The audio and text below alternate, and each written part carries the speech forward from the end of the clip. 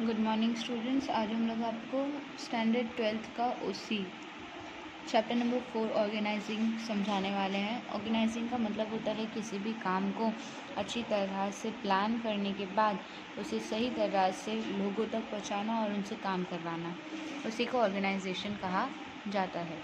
अब ऑर्गेनाइजेशन के जो चैप्टर है उसमें सबसे पहले तो अब हम देखेंगे इंट्रोडक्शन में जैसे कि हमें बताया जा रहा है, अगर जब आपकी प्लानिंग एकदम ही अच्छी और एकदम ही सही हो, फोकस्ड हो और क्लियर हो, तब आप उसकी मदद से अपना गोल को अच्छे से काम करने में स्टार्ट कर सकते हैं। और जो मैनेजमेंट की सक्सेस होती है वो सिर्फ प्लानिंग के ऊपर ही आधारित नहीं होती, लेकिन उस प्लानिंग को किस तरह से एग्जीक्यूट किया जाए, यानी किस तरह से काम में लिया जाए, उसके ऊपर भी आधारित है। जैसे कि हमें बताया जाता है, फॉर्मल स्ट्रक्चर जो होता है किसी भी बिजनेस का, वो पूरा इसी के ऊपर बनता है, जिसे हम ऑर्गेनाइजिंग कहते हैं। यानी कि आउटर लेयर जिसके ऊपर आप काम कर रहे हो, आप कुछ छोटी छोटी एक्टिविटीज़ वो सब जो है उसे किस तरह आप डिटेल कर रहे हो, इसी को ऑर्गेनाइजिंग कहा जाता है। जब एक या एक से ज़्यादा लोग मिलकर ये काम करना शुरू कर दें जिसमें आप अपने बिजनेस को आगे बढ़ाना चाहते हो, तभी आप सक्सेसफुल हो सकते हो और वो यूनिट आगे आ सकता है। और हर यूनिट जो भी काम करने के लिए उस ऑर्गेनाइजेशन से जुड़ा हुआ है, यानी उस कंपनी से जुड़ा हुआ है, तो उसे अपना काम, अपना समय, अपनी अच्छे से अच्छी स्किल उसमें अपनी देनी पड़ेगी, यानी अपनी अच्छी से अच्छी कला का उसमें प्रदर्शन करना पड़ेगा। अपनी रिस्पॉन्सिबिलिटी समझनी पड़ेगी और अपनी अथॉरिटी की लिमिट समझनी पड़ेगी, यानी कि उसे कितनी हद तक अलावेंस है कि वो कोई डिसीजन ले सकता है। और कभी भी अपने जो प्लान होता है उससे अपार्ट होकर काम नहीं करना चाहिए, हमेशा प्लान के साथ चलकर काम करना चाहिए। जो ऑब्जेक्टिव्स होते हैं किसी भी बिज़नेस के, वो क्या होते हैं कि पहले तो काम को अच्छी तरह से ऑर्गेनाइज़ करो, यानी कि सबको उनके काम को अच्छी तरह डिस्ट्रीब्यूट करो। डिस्ट्रीब्यूशन के बाद जो प्रोसेस स्टार्ट होता है वो होता है उसका मेथड बताओ। मेथड अगर अच्छे से अप्लाई हो जाए तो उसके बाद आपकी ऑर्गेनाइजेशन इनएविटेबल है, यानी कि उसको कोई भी परेशान या तोड़ या फिर उसको डिस्टर्ब कर नहीं सकता। आपकी जो प्लानिंग है ये समझ लो बिज़नेस का दिमाग है। किसी भी एंटरप्राइज, कंपनी या कोऑर्डिनेशन जो होती है वो किससे होती है?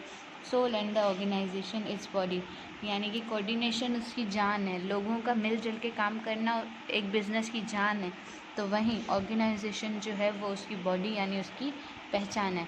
तो इसी तरह से आपको हमेशा वेल ऑर्गेनाइज कंपनी की तौर पे काम करना चाहिए, हर चीज़ के लिए हमेशा तैयार रहना चाहिए। मीनिंग के बारे में बात करें तो जो स्ट्रक्चर हमारा होता है वो किस तरह से होता है? हमारे अथॉरिटी के नीचे आता है, अथॉरिटी के ऊपर नहीं आता।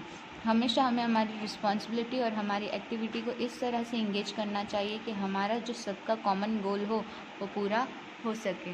डेफिनेशन के बारे में बात करें तो फर्स्ट डेफिनेशन जो दी है वो है चेस्टर आई बर्नार्ड ने क्या बताया था कि कोई भी एक्टिविटी जो आप करना स्टार्ट करते हो किसी भी कोऑपरेशन में, यानी मिलजुल के काम करने में, दो या दो से ज़्यादा लोगों के, उसी को ऑर्गेनाइजेशन कहा जाता है। फिर लुई एलन ने कहा था कि ऑर्गेनाइजिंग जो है वो एक ऐसा प्रोसेस है जिससे आपको आपकी पहचान और आपके काम को लोगों में फेम मिलता है, यानी कि जान पहचान मिलती है। इसमें आपकी रिस्पॉन्सिबिलिटी, आपकी अथॉरिटी यानी आपके अलावेंस और आपका रिलेशनशिप आपके लोगों के साथ कैसा है वो सब दिख के आता है, और यही इफ़ेक्टिवली आपका बिजनेस जो है वो बनाता है। कॉन्सेप्ट के बारे में बात करूं तो कॉन्सेप्ट हमेशा, अगर ऑर्गेनाइज कंपनी है, एक अच्छी तरह से चलने वाली कंपनी है, तो उसके अंदर फिर कोई भी उस चीज़ को मतलब डाउन नहीं कर सकता, क्योंकि वो एक अच्छे लेवल पर आ चुकी है। कई बार ऐसे प्रॉब्लम्स होते हैं कि आपका ऑर्गेनाइजेशन किया हुआ मैनेजमेंट का इतना अच्छे से काम नहीं कर पाता है, बिजनेस यूनिट में थोड़े बहुत मिसअंडरस्टैंडिंग्स, मिसकंसेप्शंस हो जाते हैं। तो इस टाइम पर कंपनी इतनी कैपेबल होनी चाहिए, यानी वो यूनिट इतना कैपेबल होना चाहिए कि ऐसे समय को भी अच्छे से दूसरे प्लान के साथ काम करने के लिए रेडी रहे।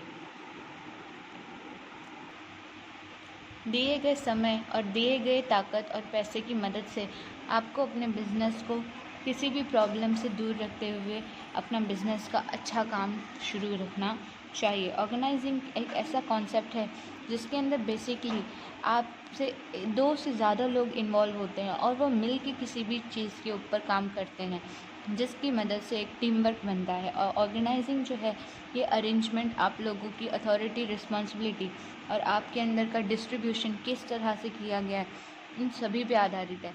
इससे आप लोगों के बीच का एक रिलेशनशिप बनता है और अंदर का जब तक आपके स्टाफ का रिलेशनशिप स्ट्रांग होगा तब तक आपका जो बिज़नेस का बॉडी होगा वो बहुत ही अच्छा और स्ट्रांग रहेगा। इंसान की बॉडी जो है वो डिफरेंट है, लेकिन हमारे हर पार्ट्स कैसे मिल के एक बॉडी कंप्लीट करते हैं, उसी तरह बिज़नेस में भी भले बिज़नेस बहुत अलग अलग चीज़ों पे डिपेंडेंट है, लेकिन फिर भी अगर मिल के काम करेंगे तो वो भी एक ही बॉडी कहा जाएगा।